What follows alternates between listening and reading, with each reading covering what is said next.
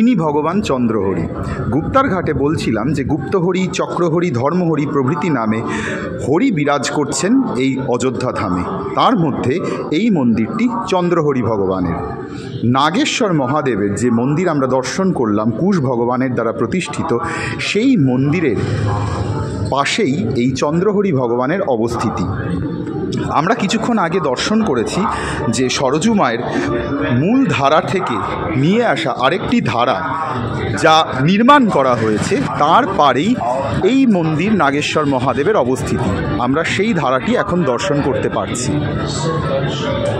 এইখানে light and sound সিস্টেমে শ্রীরামের ওপর বিভিন্ন রকম দর্শন হয়ে থাকে এবং এখানে মা সরজুরও একখানি অপূর্ব সুন্দর মন্দির দর্শন করা যায়। 2018 সালে আমি যখন প্রথমবার এসেছিলাম অযোধ্যা ধামে, তখন মা সরজুর সেই মন্দিরটি আমি দর্শন করেছিলাম।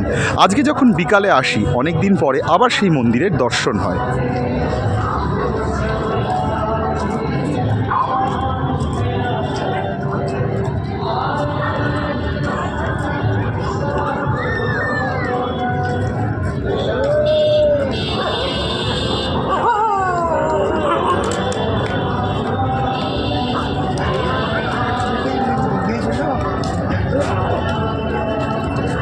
এখানে হনুমানজি রয়েছেন।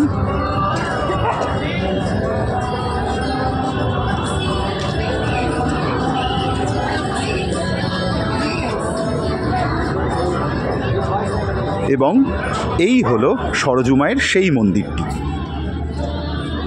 শ্রী সরয়ু মন্দির। এবং এখানে আমরা ভগবতী মাতা শ্রী সরজু মহারানীকে দর্শন করছি।